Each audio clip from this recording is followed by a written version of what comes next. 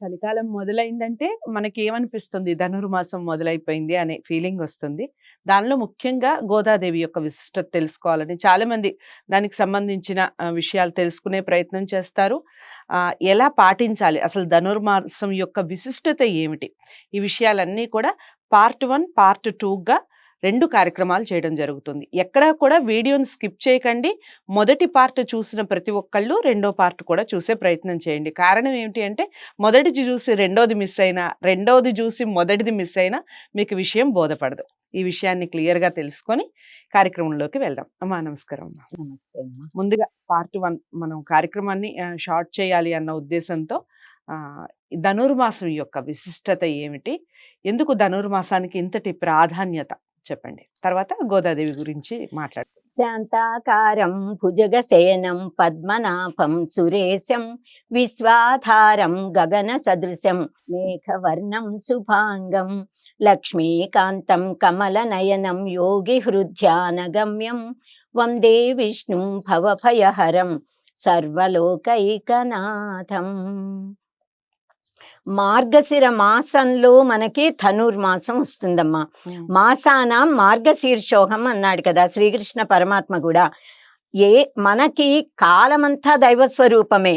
ప్రతి నెల కూడా ఆ ప్రతి నెలలోనూ ప్రత్యేకత దానికే ఉంటుంది. ఎన్నో పూజలు, పండగలు, వ్రతాలు చేసుకోవలసిన శుభ తిథులు వస్తూనే ఉంటాయి. చైత్రమాసం మొదలుకుని పాల్గొన మాసం దాకా కూడా ప్రతి మాసంలోనూ దేని ప్రత్యేకత దానిదే. ఏదో ఒక రూపంలో దైవ ఆరాధన, మనం ఆధ్యాత్మిక శక్తిని సంపాదించుకోవడం అన్నది ముఖ్యంగా మనకి మహర్షులు ఏర్పాటు చేశారు. మనము ఈశ్వరుడినైనా, విష్ణుమూర్తినైనా, జగన్మాతనైనా, గణపతినైనా లేదా హరిహర స్వరూపంగా కార్తీక మాసంలో ఆరాధించుకున్నాము. కార్తీక దామోదరుడు, కార్తీక మృత్యుంజయుడు ఈశ్వరుడు అని. అలా ఇప్పుడు ఈ ధనుర్మాసము, మార్గశిర మాసము విష్ణుమూర్తికి అత్యంత ప్రీతికరమైన మాసము. ఈ మాసంలో విష్ణుమూర్తిని కేశవ నామంతో మనం ఆరాధిస్తాము.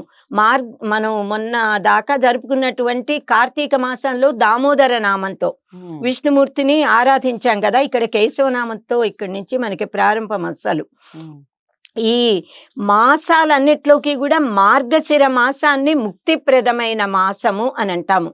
ఎందుకు అనంటే ముక్తి పొందడానికి కావలసిన ఆధ్యాత్మిక సాధనని చేసిన వారి గురించి, గోదామాత గురించి మనకి చెప్తున్నారు. కాత్యాయని వ్రతం ఆచరించిన గోపికలు, వారిని ఆదర్శంగా తీసుకున్నటువంటి చేసిన వ్రతాన్ని గురించి మనకి చెప్పి, ఆ పద్ధతిలో కనుక మనం కూడా జీవితాన్ని గడిపితే ముక్తి పొంది తరించగలుగుతాము అని నేరుగా మనకి పాఠాన్ని చెప్తుంది ఈ మాసము. కనుక ముక్తిప్రదమైన మాసము అంటాం మార్గశిర మాసాన్ని.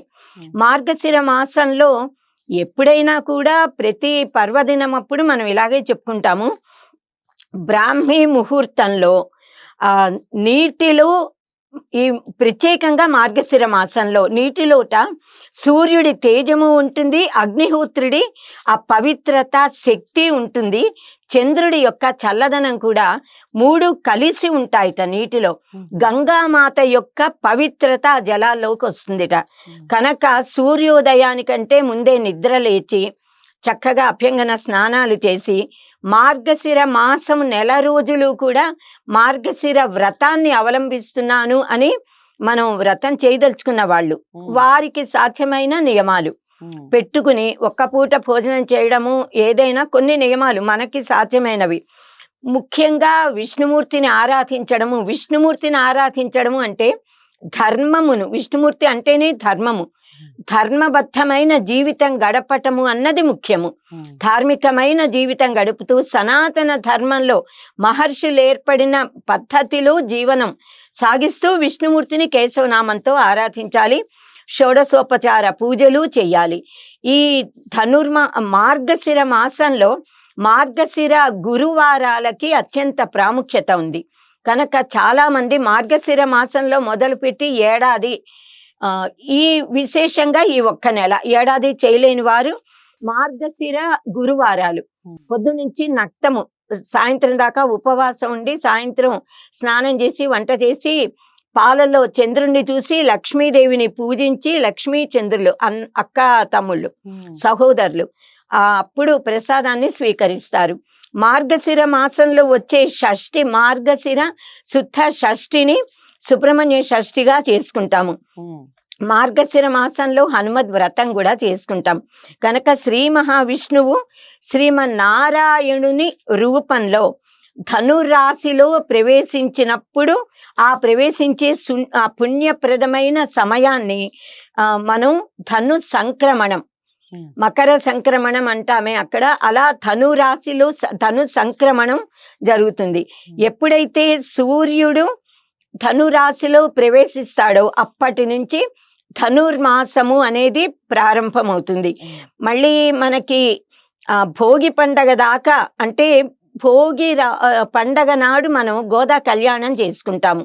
సో అప్పటి వరకు కూడా ఈ ధనుర్మాస వ్రతాన్ని ప్రత్యేకంగా, మార్గశిర మాస వ్రతము ఒకటి, ధనుర్మాస వ్రతము మార్గశిర మాసంలో అత్యంత శ్రేష్టమైనది.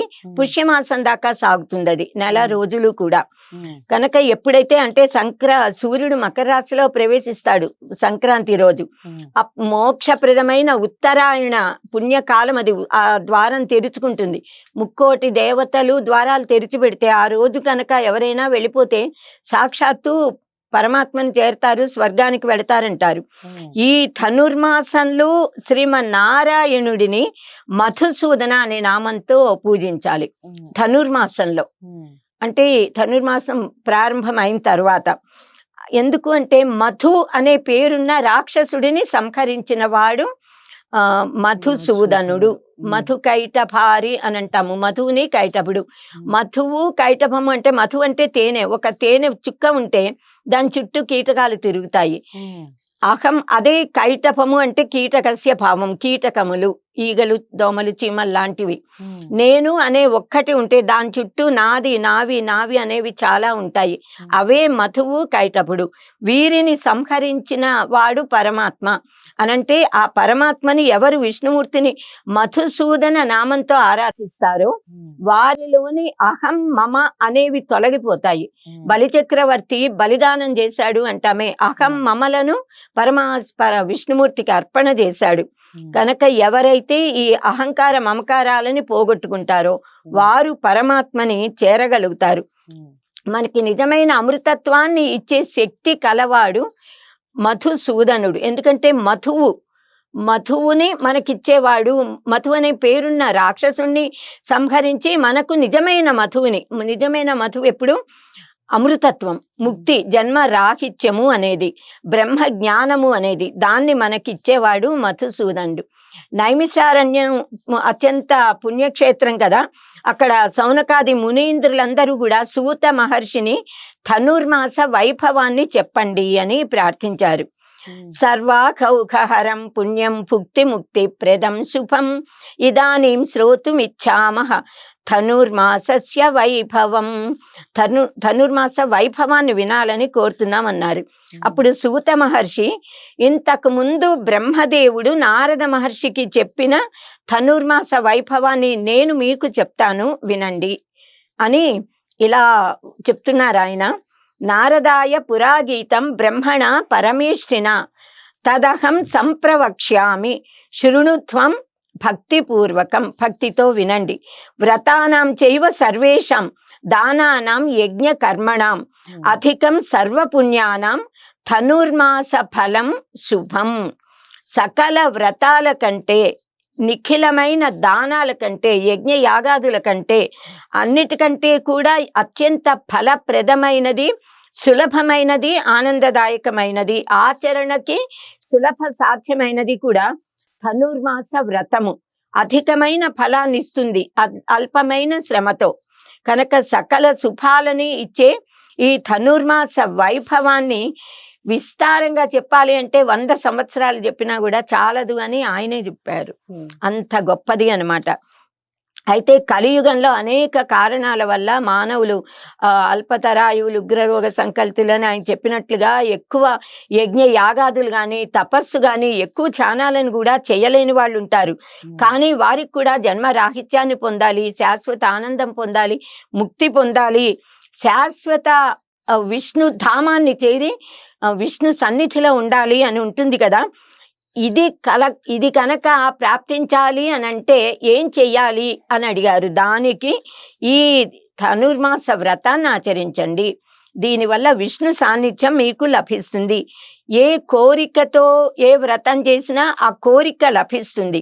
ఏ కోరిక లేకుండా పరమేశ్వర ప్రీతితో చేస్తే ఆ పరమేశ్వర సన్నిధి ప్రాప్తిస్తుంది. కనుక శ్రీమన్నారాయణుడిని భక్తితో కొలిచి చేస్తే ఆ విష్ణు పదవి ప్రాప్తిస్తుంది. కనుక శ్రద్ధగా చెయ్యాలి, భక్తితో చెయ్యాలి.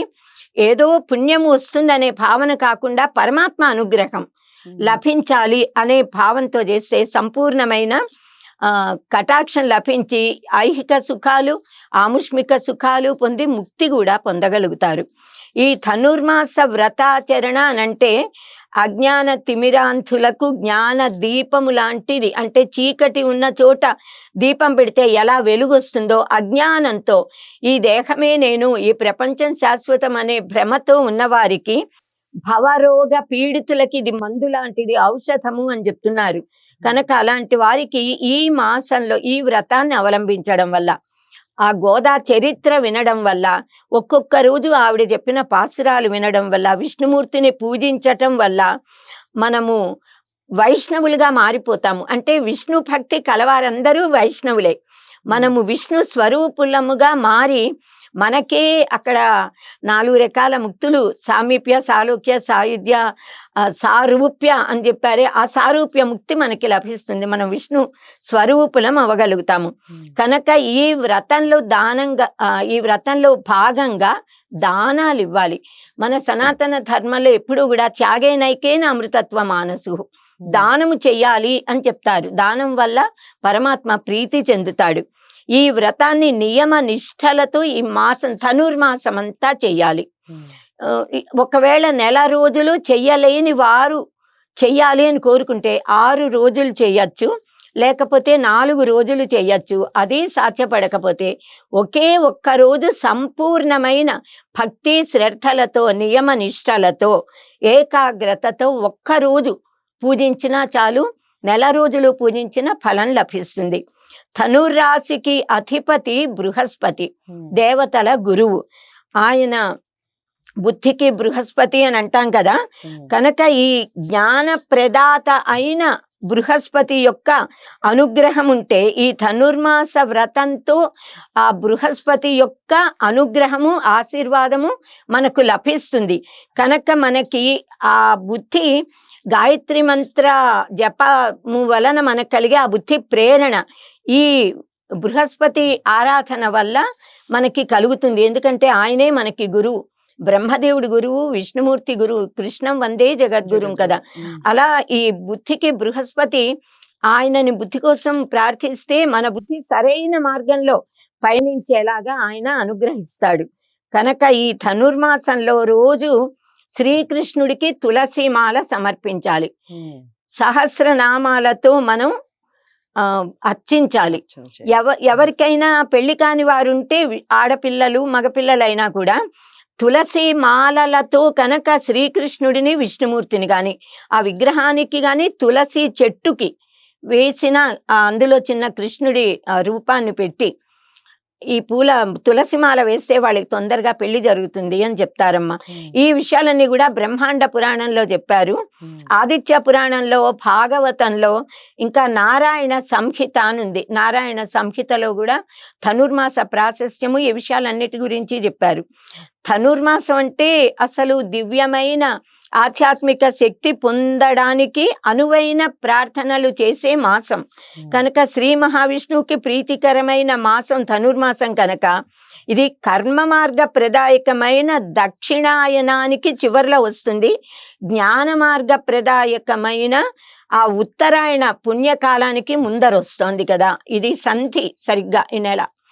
మకర సంక్రాంతి నుంచి మనకి ఉత్తరాయణ పుణ్యకాలం వస్తోంది. దానికి ముందరిది ద్వారము లాంటిది. దేహదీపళి న్యాయం అని సంస్కృతంలో ఒక న్యాయం ఉంది. దీపము కావాలి, లైట్ లేదు, చీకటిగా ఉంటే ఒక గది లోపల పెడితే ప్రతి గదికి ఒక్కొక్క దీపం కావాలి. అది గుమ్మం మీద దీపం పెడితే 2 గదుల్లోకి వెలుగొస్తుంది. అలా ఈ ఉత్తరాయణ పుణ్యకాలము అత్యంత పవిత్రమైనది. ఇది మనకి ఆధ్యాత్మికంగా సాధనలకి ఉత్తమమైనది ఈ వ్రతాచరణల కాలం కనుక ఈ మధ్యలో ఉన్నటువంటిది ధనుర్మాసము. ఈ ధనుర్మాసము ఒక్క నెల కనుక ఆరాధన చేస్తే దక్షిణాయనం అంతా పూజలు చేసిన ఫలం, ఉత్తరాయణంలో లభించే జ్ఞానము ఫలం కూడా లభిస్తాయని చెప్తారు. గుమ్మం లాంటిదని. దీనికి ఈ మార్గశిర పౌర్ణమి నాడు మనం కనుక శ్రీకారం చుట్టి విష్ణు ఆలయాలకి సూర్యనారాయణ స్వామిని దర్శించి ప్రదక్షిణలు చేసి స్తోత్రాలు, విష్ణుమూర్తికి అలంకార ప్రియుడని అంటారు. నమస్కరిస్తే ఆనందిస్తాడు. సూర్యనారాయణ స్వామికి నమస్కార ప్రియుడు. నమస్కరిస్తే చాలు తృప్తి చెందుతాడు. సూర్యునిలో విష్ణుమూర్తిని మనం దర్శించి ఆరాధించడం అన్నది ఇక్కడ ఈ మాసంలో ముఖ్యమైనటువంటిది. తిరుప్పావై వ్రతాన్ని ఆచరిస్తారు చాలా మంది. ఈ తిరుప్పావై ఆ వ్రతం ఆచరించడానికి కొన్ని విధి విధానాలు ఉంటాయి. తెల్లవారుజామున నిద్ర లేవాలి, సూర్యోదయానికి ముందు నదికి వెళ్ళి నదీ స్నానం చేయాలి. ఎందుకంటే నదిలో ఉన్న జలాలన్నీ రాత్రి చంద్రకిరణాలు ప్రసరించడం వల్ల చంద్రుడు అమృత కిరణుడు, ఆ అమృతత్వము జలంలోకి వస్తుంది. ఆ జలములో స్నానం చేయడం వల్ల అమృతత్వం మన దేహంలోకి వచ్చి దేహము ఆరోగ్యవంతంగా, మనస్సు ప్రశాంతంగా, చల్లదనంతో ఉంటుందన్నమాట. తర్వాత మనం ధనుర్మాసం మొత్తం ఎప్పుడూ మన ఇంటి ముందు రంగవల్లులు దిద్ది చక్కని ముగ్గులు పెట్టుకుంటాము. కానీ విశేషంగా మార్గశిర మాసం మొత్తం పెద్ద రంగవల్లులు పెడతాము. విశేషంగా ధనుర్మాసం ఎట్లాంటి వాళ్ళైనా ధనుర్మాసం ప్రారంభమైంది అంటే ఇంటి ముందు పెద్ద పెద్ద రంగవల్లులు చక్కగా దిద్ది గోమయమును తీసుకొచ్చి గోమయముతో గొబ్బిళ్ళు చేసి ఆ గొబ్బిళ్ళని సాక్షాత్తు గౌరీ స్వరూపిణిగా అమ్మవారిగా భావించి ఆ గొబ్బిళ్ళని గోపికలుగా భావన చేసి మధ్యలో గౌరీమాత కాత్యాయని దేవి అనే భావనతో పెట్టి గుమ్మిడి పూలకి ఎక్కువ ప్రాధాన్యత. గుమ్మిడి పూలు అనేకమైన సుగంధభరితమైన పుష్పాలతో, పూలతో, ధూపదీపాలతో, చందనం, అగరు అన్నిటితో కూడా ఆ గొబ్బెమ్మలని అంటే దేవతలని పూజించాలి. ఇది ప్రత్యేకత మనకి. అందులోకి కాత్యాయని మాతని, మహాలక్ష్మీదేవిని, ఆ దేవతలని ఆవాహన చెయ్యాలి. అసలు గోమయం అంటేనే సర్వదేవతల నిలయం. సాక్షాత్తుగా మహాలక్ష్మీదేవి అందులో ఉంటుంది, పురాణాల్లో చెప్పినదే. కనుక అమ్మవారిని మనం ఇంకా ఆవాహన చేస్తే వాళ్ళందరూ అక్కడ వచ్చి కూర్చుని మన ఈ పూజలని స్వీకరించి మన నైవేద్యం పెడితే ప్రసాదంలా అనుగ్రహించి మనని ఆశీర్వదించి మన సంకల్పాలను సిద్ధింపజేస్తారు. ఇంకా తులసి కోట దగ్గర ధనుర్మాసం మొత్తం తులసి కోట దగ్గర మనం కార్తీక మాసం ప్రారంభం నుంచి ప్రతిరోజు దీపాలు వెలిగిస్తున్నా, ఎవరైనా సాయం పూట కూడా వెలిగించని వారు కూడా కార్తీక మాసం మొత్తం సూర్యోదయ సూర్యాస్తమయ సమయాల్లో తప్పకుండా ఇంట్లోనూ గుమ్మాల ముందర తులసి కోట దగ్గర దీపం పెట్టి నమస్కరించుకుంటారు. ఆ దీపం పెట్టడం అన్నది మార్గశిర మాసం అంతా విశేషంగా ఈ కాత్యాయని వ్రతం చేసేవారు ఈ గొబ్బిళ్ళ దగ్గర కూడా దీపాలు పెట్టుకుంటారు. సో తులసి కోట దగ్గర, గుమ్మాల దగ్గర, ఇంట్లో దేవుడి గదిలో, ఇక్కడి గొబ్బెమ్మల దగ్గర దీపాలు వెలిగించి, దీపంలోనే సుబ్రహ్మణ్యేశ్వరుడు ఉన్నాడు అని ఇందాకే చెప్పుకున్నాం కదా, దీపంలో దీపలక్ష్మి ఉంటుంది. దీపమే సాక్షాత్తు పరబ్రహ్మము. సో ఈ మాసం అంతా కూడా ధనుర్మాసం మొత్తం శ్రీమన్నారాయణుడికి షోడశోపచారాలతో పూజించి నారాయణ స్వరూపునిగా ఒక బ్రాహ్మణోత్తముని పిలిచి షోడశోపచార పూజ చేసి భోజనం పెట్టి వస్త్రాలు, పువ్వులు, పళ్ళు, భూరి దక్షిణ ఇచ్చి నమస్కరించాలి. అలా ప్రతిరోజు చేస్తే చాలా మంచిది. చేయలేని వారు ఎప్పుడు కుదిరితే అప్పుడైనా చేయొచ్చు.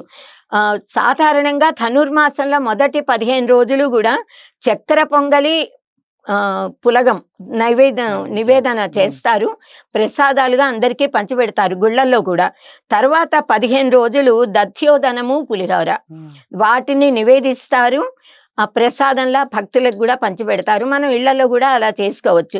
ఈ ప్రసాదాలలో వాడే నెయ్యి, ఆవు నెయ్యి, బెల్లము, నువ్వులు, మిరియాలు, అల్లము ఇలాంటివన్నీ కూడా చలికాలంలో మనకి ఉష్ణతని కలిగించి ఆరోగ్యాన్ని సమతుల్యంగా ఉంచుతాయి. ధనుర్మాసం అంటేనే చలి ప్రారంభం అవుతుంది కదా, ఆ చలి ముదురుతూ ఉన్న కాలము. ఈ చలిని తట్టుకోవాలి అనంటే శరీరంలో సహజంగా వేడిమి రావాలి తినే పదార్థాల వల్ల. ఆహారం వల్ల. కనుక మన మహర్షులు ఏర్పరచిన నైవేద్యాలు ఇవన్నీ కూడా ఏ కాలంలో ఏ దైవాన్ని ఏ నామరూపాలతో ఎలా ఆలోచించి ఏవి నైవేద్యం పెడితే అవి ప్రసాదంలా మనం స్వీకరిస్తే మనం ఆరోగ్యంగా ఉంటామో, బుద్ధి సాత్వికతతో ఉంటుందో, చక్కగా ఉండి సమాజానికి మన ధర్మానికి మన సనాతన ధర్మాన్ని దేశాన్ని రక్షించగలుగుతాము. ఆ పద్ధతులని మహర్షులు ఏర్పాటు చేసి మనలోని సత్వగుణాన్ని శుద్ధ సత్వగుణంగా వృద్ధి చేసుకుని సత్ప్రవర్తన కలిగి మనం దైవత్వం వైపు పయనించాలి. దానికి ఈ వ్రతాచరణలు ఉపకరిస్తాయి. వ్రతమంతా ఆచరించిన తర్వాత మనం వ్రతం చివరిలో పరమాత్మని విష్ణుమూర్తిని ప్రార్థించాలి. మధుసూదన దేవేశ ధనుర్మాస ఫలప్రద తవ మూర్తి ప్రదానేన మమ సంతు మనోరథాః అని ప్రార్థిస్తూ ఆ బ్రాహ్మణునికి మనం భోజనానికి పిలిచి విష్ణు స్వరూపంగా ఆరాధించి షడ్రసోపేతమైన భోజనం పెట్టి ఆయన కాళ్ళు గడుక్కొచ్చాక దక్షిణ తాంబూలం వస్త్రాదులతో పాటు విష్ణుమూర్తి యొక్క ప్రతిమని దానం ఇవ్వాలి. సాక్షాత్తు విష్ణు స్వరూపుడిగా భావించి విష్ణువుని ఇవ్వాలి. అప్పుడు ఆ విష్ణు తేజము మనలోకి ప్రవేశిస్తుంది ఆ బ్రాహ్మణుడు మనని ఆశీర్వదించినప్పుడు. కనుక దీనికి చాలా ఫలం మనకి లభిస్తుంది. విష్ణుమూర్తి యొక్క అనుగ్రహం లభిస్తుంది. విష్ణువు అనుగ్రహం కలగడము అనంటే ధర్మ బుద్ధి కలగడం, ధర్మాచరణ చేయగలిగిన శక్తి కలగడం. మనము ధర్మ మార్గములో ఉన్నప్పుడు ధర్మో రక్షతి రక్షితః. కనుక మనమందరము రక్షించబడతాము. మన సనాతన ధర్మము రక్షించబడాలి. మన దేవాలయములు, దేవతా విగ్రహాలు ఇవన్నీ కూడా రక్షించబడాలి అని శ్రీమన్నారాయణుడిని మధుసూదనుడిని ప్రార్థిస్తూ స్వస్తి. చాలా చక్కగా వివరించారమ్మా. ఈ ధనుర్మాసంలో మనం చేయాల్సినవి ఏంటి, అసలు ఎందుకు చెయ్యాలి, ఎలాంటి నైవేద్యాలు పెట్టుకోవాలి, పూజా విధానం ఏమిటి, ఈ విషయాలన్నీ కూడా చాలా సుదీర్ఘంగా గుక్క తిప్పుకోకుండా చాలా చక్కగా వివరించారమ్మా. మీరందరూ కూడా పాటించే ప్రయత్నం చేయండి. డౌట్స్ ఏమన్నా ఉంటే ఖచ్చితంగా కామెంట్ బాక్స్లో తెలియచేయండి. విషయం ఏదన్నా అర్థం కాకపోయినా లేదన్నా ఏ టాపిక్స్ గురించైనా మీరు తెలుసుకోవాలి అనుకున్నా కామెంట్ బాక్స్లో తెలియచేయండి. మరి ఇలాంటి వీడియోస్ అందరి ఇంటికి చేరాలంటే లైక్ చేసి షేర్ చేయండి. ఛానల్ని సబ్స్క్రైబ్ చేసుకోండి. నమస్తే.